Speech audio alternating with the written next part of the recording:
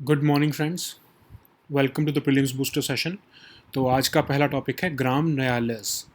तो अभी union cabinet ने development of infrastructure facilities for judiciary इस स्कीम को जो है वो एक्सटेंड किया है और 5 साल के लिए इसको और एक्सटेंड कर दिया 9,000 करोड़ रुपए लगा के। तो उसमें एक कॉम्पोनेंट था कि 50 करोड़ रुपए जो हैं वो ग्राम न्यायालय जो स्कीम है उसमें लगाए जाएंगे। तो अब ये वैसे तो जो डेवलपमेंट ऑफ इंफ्रास्ट्रक्चर फैसिलिटीज़ जो जुडिशरी की है, तो आपको पता ही है कि इसके अंदर क्या है, जुडिशरी की जितनी भी इंफ्रास्ट्रक्चर है उसकी नीड्स को जो है वो इंफ्रास्ट्रक्चर को उसको बढ़ाने के लिए ये प्रोजेक्ट जो है वो लाया गया है। अब ग्राम न्यायालय जो इसमें कंपोनेंट है वो क्या है कि विलेज कोर्ट्स होते हैं, जो कि हमारे जो कि विलेज एरियाज़ में जिनको एस्टेब्लिश किया गया है। ग्राम न्यायालय एक्ट 2008 के अंदर ये ग्राम न्यायालय बनाए गए हैं और ये जो है स्पीडी और इजी एक्सेस ऑफ जस्टिस जो है वो लोगों को देने के लिए इसको बनाया गया था। तो हर ग्राम न्यायालय जुडिशियल मजिस्ट्रेट द्वारा जो है वो हेड किया जाता है। उनके प्रिजाइडिंग ऑफिसर को न्याय अधिकारी कहा जाता है। और ये न्याय अधिकारी को कौन अपॉइंट करता है? स्टेट गवर्नमेंट अपॉइंट करती है हाई कोर्ट से जो है वो कंसल्ट करके। और हर पंचायत में जो है एट इंटरमीडिएट लेवल या फिर बहुत सारी पंचायत को के ग्रुप को इकट्ठा करके इंटरमीडिएट लेवल पर डिस्ट्रिक्ट में ये ग्राम न्यायालय वहाँ पर बनाए जाते हैं। और कहाँ पर सिचुएटेड होते हैं इनका हेडक्वार्टर? जो भी इंटरमीडिएट पंचायत का जो डिस्ट्रिक्ट है वहाँ पर इनका जो है वो हेडक्वार्टर जो है वो लोकेटेड होता है। और जो है इंटरमीडिएट पंचायत में इनकी जो सीट ऑफ जो ग्राम न्यायालय वहाँ पर लोकेटेड होती है। और ये सिर्फ अपनी सीट पर ही नहीं, मतलब गांव में जाकर भी जो है ये जस्टिस जो है वो डिलीवर करने की कोशिश करते हैं। इनकी ज्यूरिसडिक्शन कहाँ कहाँ होती है? जितना भी एरिया स्टेट गवर्नमेंट ने नोटिफाई करके बताया है हाई कोर्ट से कंसल्ट करके, वहाँ वहाँ पर इनकी ज्यूरिसडिक्शन होती है। और ये मोबाइल कोर्ट्स होते हैं, मतलब ये मूव भी होते हैं गांव में। कभी किसी गांव में जाके जस्टिस डिलीवर करेंगे, कभी किसी गांव में जाके जस्टिस डिलीवर करेंगे। ठीक है। और सबसे इंपॉर्टेंट चीज़ इसमें क्या है जो आपको याद रखना है कि ये दोनों सिविल और क्रिमिनल ज्यूरिसडिक्शन, दोनों सिविल और जो है क्रिमिनल दोनों केसेस देखते हैं ये।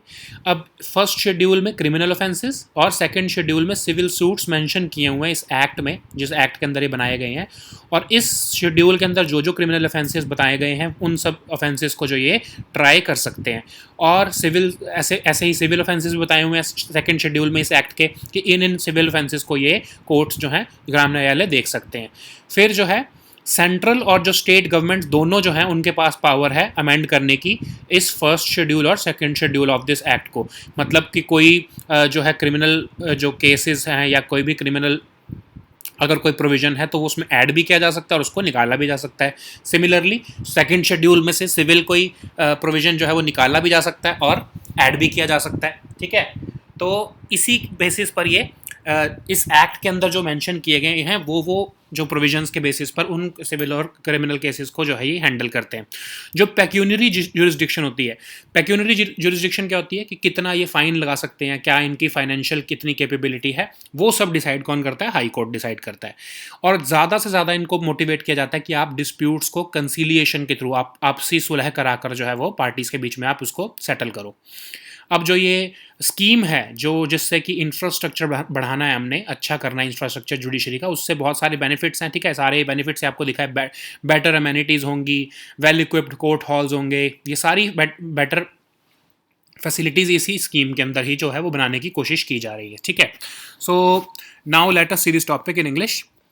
Gram Nyayalayas. So recently, Union Cabinet has continued the centrally sponsored scheme for development of infrastructure facilities for judiciary, and there was a component in this scheme that the government wants to develop Gram Nyayalayas under this scheme. Okay, so these Gram Nyayalayas are basically village courts which are designed for speedy and easy access to the justice system for the people living in rural areas of the country. And these Gram Nyayalayas were established by the Gram Nyayalayas Act of 2008, which was passed by the Parliament of India. The features of this act is that each Gram Nyayalaya is headed by a judicial magistrate, and the presiding officer is called Nyaya Adhikari, and it is appointed by the state government in consultation with the High Court.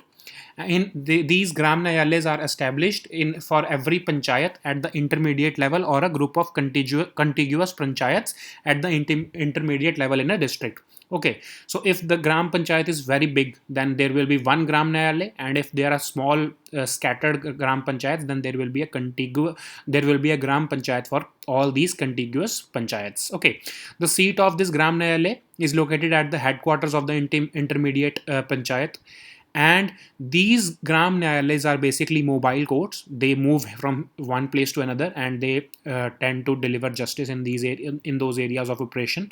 The jurisdiction of these courts are decided by by the state government in consultation with the high courts, and these gram nyayalays are empowered to handle both civil and criminal cases. So the criminal cases are the criminal offences are mentioned in the first schedule of this act, of this Gram Nyayalays Act 2008, and the criminal and the civil suits are specified in the second schedule of the act. Both central and state government can amend these schedules so as to keep them updated with time. And the pecuniary jurisdictions, the pecuniary jurisdiction is the financial jurisdiction. How much how much will be the budget of these courts, how much they can impose penalty and all that, everything of that sort is decided by the high court. Okay, so more and more these gram nyayalays are motivated to settle the disputes via conciliation between the parties. And the benefits of this scheme, this infrastructural development scheme, is evident that there will be better amenities, well equipped court halls will be there, residential accommodation for judges etc will be made. So there are several benefits which are all evident. Okay, so now let us see the next topic, which is India's investments in Afghanistan. तो अभी तालिबान जो है बहुत offensive हुआ है, आपने देखा है अफगानिस्तान में. तो इंडिया के जितने भी एसेट्स हैं वहाँ पर, जितने इंडिया ने इन्वेस्टमेंट्स किए हैं, वो सब खतरे में है वहाँ पर. ठीक है, तो अब उन सब के ऊपर हमको देखना है. ये एक हमारे को बहुत अच्छा सोर्स मिल गया है कि क्या क्या इंडिया ने वहाँ पर बनाया हुआ था. तो ये सारा एक तरह से एक ही आपको जो है वो न्यूज़ आइटम में आपको देखने को मिल जाएगा. ठीक है, तो अब हमारे की एरियाज ऑफ कोऑपरेशन क्या है. हमने वहाँ पर vital roads, dams, electricity transmission line, sub station, schools, hospitals, बहुत कुछ बनाया है. ऑलमोस्ट $3 बिलियन की हमने इन्वेस्टमेंट जो है वो अफगानिस्तान में की हुई है. 2011 में इंडिया और अफगानिस्तान स्ट्रेटजिक पार्टनरशिप एग्रीमेंट भी साइन हुआ था, और उससे ही हमारी इंडिया के जो असिस्टेंस है वहाँ पर धीरे धीरे ज़्यादा बढ़ने लगी. बायलैटरल ट्रेड जो है वैसे वो $1 बिलियन है, पर रिसेंटली वो $1.3 बिलियन को क्रॉस कर गया था, जिसमें इंडिया का एक्सपोर्ट्स $900 मिलियन है और अफगानिस्तान का इंडिया को एक्सपोर्ट जो है वो $500 मिलियन का होता है. ठीक है, तो अफगान के जो एक्सपोर्ट्स हैं वो मेनली फ्रेश या ड्राई फ्रूट्स होते हैं. इंडिया के एक्सपोर्ट्स जो है वो थोड़े सोफिस्टिकेटेड हैं, जैसे pharmaceuticals, medical equipment, computers and related materials, cement, sugar etcetera. तो जो है इंडिया के और अफगान का जो एक्सपोर्ट्स हैं वो बेसिकली लैंड बॉर्डर से भी होता है, वाघा के थ्रू भी होता है, पाकिस्तान ने अलाउ किया हुआ है कुछ चीज़ों के ऊपर, और एयर कॉरिडोर से भी होता है. तो 2 एयर कॉरिडोर भी हैं, काबुल दिल्ली और हेरात दिल्ली. ये एयर कॉरिडोर्स जो हैं इनके थ्रू भी जो है वो एक्सपोर्ट और इंपोर्ट किया जाता है, ट्रेड किया जाता है. ठीक है, अब हम देखते हैं इंडिया की इन्वेस्टमेंट्स क्या क्या हैं अफगानिस्तान में. एक तो सलमा डैम जो सबसे इंपॉर्टेंट है, 2016 में इसको जो है वो इनॉग्रेट किया गया था. अफगान इंडिया फ्रेंडशिप डैम इसको कहा जाता है. जो सबसे इंपॉर्टेंट इन्वेस्टमेंट है, जो सबसे क्रूशियल इन्वेस्टमेंट थी, वो थी जारांज दिलारम हाईवे. ठीक है, तो इसको जो है 218 किलोमीटर का ये जारांज दिलारम हाईवे है, जिसको बॉर्डर्स रोड ऑर्गेनाइजेशन ने बनाया है, और $150 मिलियन लगे हैं इसको बनाने में. दिलारम से लेकर कंधार, गजनी, काबुल, मज़ार शरीफ, फिर हेरात, इन सारे एरियाज़ को लिंक किया हुआ है. किस लिए बनाया गया था ये हाईवे? कि चाबहार जो हमारा पोर्ट है ईरान में, वहाँ पर हमारे जो है सामान उतरे, और फिर वहाँ से जो है जारांज दिलारम जो राउट है वो पूरा उसके थ्रू जो है अफगानिस्तान में सामान हम फैला सके. ठीक है, सिमिलरली वहाँ से अगर कुछ एक्सपोर्ट हो रहा है इंडिया के लिए, तो उन सारे एरियाज से इस हाईवे का यूज़ करते हुए चाबहार के थ्रू हमारे इंडिया में जो है वो ट्रेड हो सके. फिर इंडिया ने 2015 में जो है वहाँ पर वो है पार्लियामेंट भी बनाई है. ठीक है, $90 मिलियन $90 मिलियन लगे हैं वहाँ बनाने में, पार्लियामेंट काबुल में. फिर एक बहुत इंपॉर्टेंट है स्टोर पैलेस. ये स्टोर पैलेस जो है वो पहले एग्जिस्ट करता था, जहाँ पर रावलपिंडी एग्रीमेंट भी जो है सेट हुआ था, वहीं पर उसके बारे में डिस्कशन हुई थी. ऑफ कोर्स एग्रीमेंट जो रावलपिंडी में साइन हुआ था, बट उसकी जो डिस्कशन जो थी वो सारी उसी स्टोर पैलेस में हुई थी, और इसको ओरिजिनली 19th सेंचुरी में बनाया गया था काबुल में. ठीक है, तो ये जो है रावलपिंडी एग्रीमेंट क्या था, 1990 में ब्रिटेन ने अफगानिस्तान के साथ एग्रीमेंट किया था, उसके बाद जो है अफगानिस्तान को अलग कंट्री, इंडिपेंडेंट कंट्री बना दिया गया था। तो इसी को रिस्टोर किया इंडिया ने भी। और यहाँ पर अब जैसे अफगानिस्तान के फॉरेन मिनिस्टर और मिनिस्ट्री जो है, ऐसे ऐसे बहुत इंपॉर्टेंट ऑफिस इस स्टोर पैलेस में सिचुएटेड हैं, ठीक है। बाकी तो जो इंफ्रास्ट्रक्चर जैसे power sector infrastructure, health infrastructure, transports या कुछ और अदर प्रोजेक्ट्स भी हैं, वो देखते हैं जो इंपॉर्टेंट मुझे लग रहा है, मैं आपको वही समझा रहा हूँ सिर्फ। एक शतूत डैम रिसेंटली जो है हमने जो है वो साइन किया कि शतूत डैम जो है काबुल डिस्ट्रिक्ट में बनाया जा रहा है, और उससे 2 मिलियन रेजिडेंट्स को, मतलब 20 लाख लोगों को सेफ ड्रिंकिंग वाटर जो है वो सप्लाई हो सकेगा, ठीक है। फिर जो है आगा खान जो है ट्रस्ट, एक आगा खान हेरिटेज प्रोजेक्ट जो है, उसके लिए भी $1 मिलियन इंडिया ने और प्रोजेक्ट जो है वो कमिट किए हैं। और जो है बाला हिसार फोर्ट जो है साउथ ऑफ काबुल में, उसको जो है वो रिस्टोर करने का भी एक प्रोजेक्ट हमने फाइनेंस कर रहे हैं, ठीक है। सो now, let us see this topic in English. India's investments in Afghanistan. So, as you know, that Taliban has become so offensive. It has launched the military offensive across Afghanistan, and it is claiming that they are occupying almost 85% of the Afghan territory. In this precarious situation, India is facing a threat to its investments in Afghanistan. And if this offensive continues, our investments across Afghanistan in the last 20 years will will face a very difficult situation, and that's why we have to see in one go how much India has invested in Afghanistan and in what areas. So in between India and Afghanistan, there are key areas of cooperation which exist between India and Afghanistan, basically through vital roads, dams, electricity transmission lines, substations, schools and hospitals, etc. And we have provided a developmental assistance of about $3 billion to Afghanistan. So in 2001, we signed a strategic partnership agreement. After that, this developmental assistance increased further, and bilateral trade started growing. It was this bilateral trade was $1 billion, worth $1 billion, but in last year this bilateral trade has crossed almost $1.3 billion. So of course India enjoys a trade surplus with Afghanistan, because we are exporting almost $900 million while we are importing $500 million. But this burgeoning bilateral trade is a testimony to the fact that India and Afghanistan trade relations are growing with passing years. And now, after this Taliban offensive, our investments are in danger. So, what are the investments of India in Afghanistan? So, I will cover only the important ones. The first one is Salma Dam. It was inaugurated in 2016, and it is also known as the Afghan-India Friendship Dam. The most important that I think is the biggest investment that India had made in that country is Zaranj Dilaram Highway. So this highway was built by Borders Road Organization. So this highway was built basically to connect Chabahar port and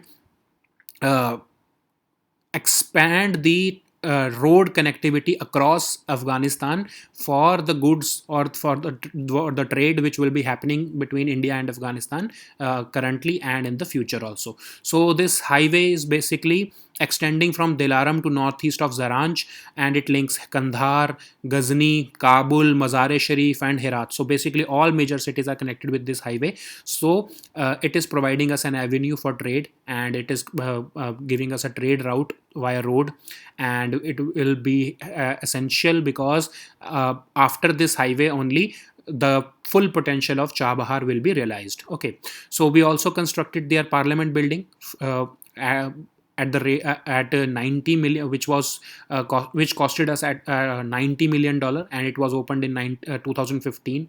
We also restored the store palace in Kabul. So it was originally built in 19th century, and we restored it in 2016. And this was the area where the setting of 1919 Rawalpindi agreement was done. And after this Rawalpindi agreement, the British gave independence to Afghanistan. Okay, so there are several other projects also, like power, health, transportation and other projects, but there is also one new and one important project, which is Shatut Dam, which will be constructed in Kabul district, and this will provide the region with safe drinking water to almost 2 million residents. Okay, so India has also pledged $1 million for another Aga Khan heritage project, and there will be a restoration of Balahisar Fort south of Kabul, which was once a significant fort of Mughals. Okay, so now let us see the next topic which is sedition law. तो अभी आपको पता है ना कि sedition के ऊपर जो है वो सुप्रीम कोर्ट में सुनवाई चल रही है. तो जो है चीफ जस्टिस ऑफ इंडिया ने उन्होंने बोला कि क्या ये आप जो कॉलोनियल लॉ जिसका ब्रिटिश ने यूज़ करके महात्मा गांधी और गंगाधर तिलक को साइलेंस किया था, क्या आप चाहते हो कि अभी भी कंटिन्यू रहे. तो ये हम देखते हैं कि कैसे महात्मा गांधी जी और बाल गंगाधर तिलक जी को जो है उन्होंने सेडिशन लॉ में फंसाया था ब्रिटिश ने. ठीक है, तो सेडिशन लॉ तो पहले आपको पता होना चाहिए क्या है. ठीक है, 124A जो है हमारे आईपीसी में है, मैंशनड है, और ब्रिटिश गवर्नमेंट इसको 1870 में लेके आई थी. तो ये सेडिशन लॉ कहता है कि स्पोकन बोलकर, रिटन कोई साइन के थ्रू या किसी रिप्रेजेंटेशन के थ्रू अगर कोई पर्सन हेटरेड या कंटेम्प्ट या फिर डिसअफेक्शन लाना चाहता है गवर्नमेंट के खिलाफ, जो कि एस्टैब्लिश्ड बाय लॉ गवर्नमेंट है हमारी, और जो है उसके बेसिस पर अगर कोई ऐसा करना चाह रहा है तो उसको इम्प्रिजनमेंट ऑफ फॉर लाइफ हो सकती है, और फाइन भी ऐड हो सकता है और उसके साथ, और 3 साल की सज़ा भी हो सकती है या फिर फाइन ऐड हो सकता है. ठीक है, तो मतलब अगर गवर्नमेंट जो कि लॉ के थ्रू एस्टैब्लिश की गई है उसके खिलाफ अगर आप डिसअफेक्शन लाने की कोशिश कर रहे हो तो आपके ऊपर ये सेडिशन के चार्जेस लग सकते हैं. ठीक है, तो सेडिशन लॉ का कैसे यूज़ किया गया था गांधी और तिलक के द्वारा के अगेंस्ट. तो ट्रायल ऑफ न्यूज़पेपर एडिटर जो एक जोगेंद्र चंद्र बोस थे, उनके खिलाफ सबसे पहली बार सेडिशन लॉ जो है वो इस्तेमाल किया गया था 1891 में. उसके बाद तिलक से लेके गांधी तक, फिर जवाहरलाल नेहरू से लेके अब्दुल कलाम आज़ाद तक, फिर वी.डी. सावरकर तक, सबको जो है धीरे धीरे सेडिशन लॉ उनके ऊपर लगाया गया है. ठीक है, 1922 में तो गांधी को जो है वो अरेस्ट किया गया था सेडिशन के ऊपर बॉम्बे में, और 6 साल की उनको जेल हुई थी, लेकिन 2 साल बाद उनको मेडिकल रीजंस की वजह से छोड़ दिया गया था. फिर तिलक जो है उनके 3 ट्रायल हुए और 2 बार वो अरेस्ट हुए हैं. 1897 में तो उन्होंने केसरी में एक आर्टिकल लिखा था, उसकी वजह से उनको 12 महीने की जो है वो इम्प्रिजनमेंट हुई थी सेडिशन के केस में. फिर 1908 में जो है उनको फिर से एक ट्रायल हुआ था, और जो है उसके लिए उनको 6 साल की सज़ा हुई थी. ठीक है, तो अब इसमें एक बड़ा इंपॉर्टेंट तो नहीं, एक बड़ा फैसिनेटिंग जो है वो फैक्ट है कि जो फर्स्ट ट्रायल में 1897 में जो उनको जो रिप्रेजेंट कर रहे थे, वो बाद में 1908 वाले ट्रायल में उसी केस में उनके जज भी बन गए थे, डी डावर जी. ठीक है, तो ये एक बड़ा फैसिनेटिंग फैक्ट यहाँ पर शेयर किया हुआ है. ठीक है, और एक जो ये 1908 में जो उन्होंने लिखा था, या आप देखोगे इसको पढ़ोगे, अगर आप इसको पढ़ो तो आपको लगेगा कि इसमें ऐसा क्या है जिसके लिए उनको जो है वो सेडिशन जो है वो उनके ऊपर इम्पोज किया गया था. ठीक है, सो now let us see this topic in English. Sedition law. So recently the Supreme Court is hearing petitions against sedition law, which is section 124A of the IPC. It has been used by the British to silence Mahatma Gandhi and Bal Gangadhar Tilak also. So the Chief Justice of India is saying, do you want such a colonial law which was used by the British against these freedom fighters? Do you want this law to continue? It has asked the central government this question. So what, for that we have to see what is this sedition law. It is basically a law which was enshrined in the IPC under section 124A, and this was introduced by the British government in 1870. Okay, so this law basically says, this section says that anyone who tries to bring any hatred or contempt or disaffection towards the government via any spoken, written or visible representation, then it will be that person would be punished with imprisonment for life, or a fine, or imprisonment with 3 years, and a fine may also be added. Okay, so when was this sedition law used against Gandhi and Tilak? So there was a trial of a newspaper, and Jogendra Chandra the first person who was tried under this law was Jogendra Chandra Bose ji in 1891, when he was tried under this sedition law. And later on, other freedom fighters such as ranging from Tilak and Gandhi to Jawaharlal Nehru, Abdul Kalam Azad, V.D. Savarkar, all were charged with sedition. Okay, so in 1922, Gandhi was arrested on the charges of sedition in Bombay, and he was imprisoned for 6 years, but he was released after 2 years as he was having some medical reasons.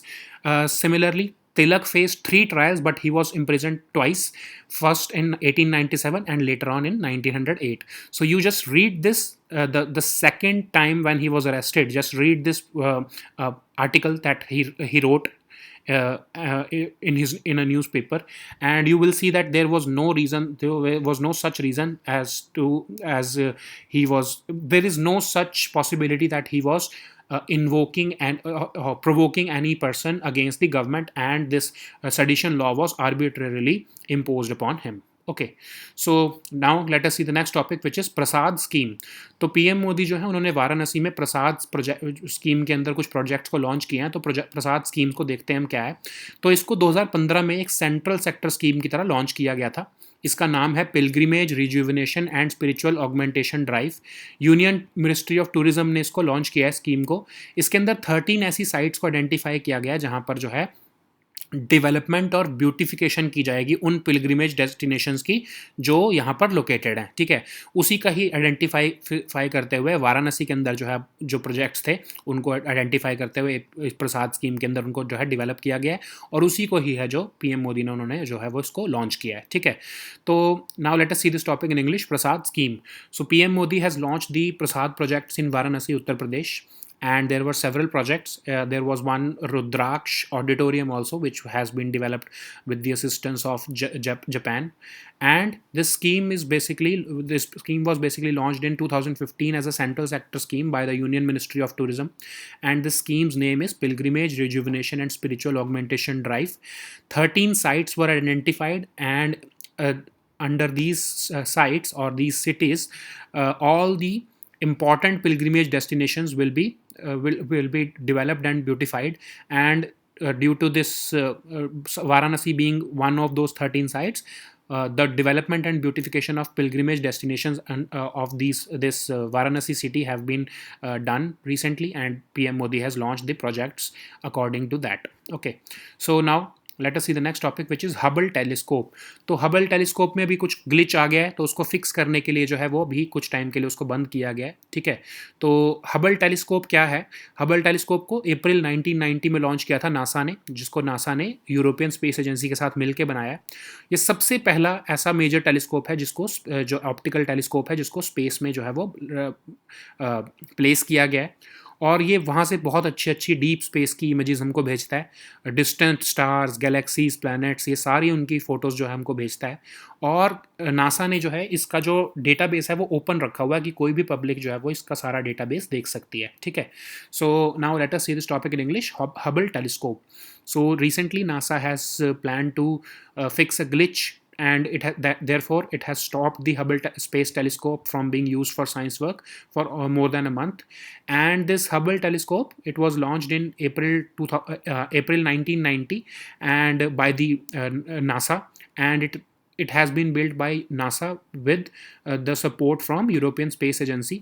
It is the first major optical telescope which was placed in the space, and it sends us regularly with stunning images of deep space. And the images range from most distant stars, galaxies, or planets. And the good thing, or the best thing rather, is that NASA has allowed anyone from the public to search the Hubble database for and all these things which it captures. Anyone can see that through this database. Okay, so these were our topics for today. We'll meet next time on Monday. Until then, goodbye and take care.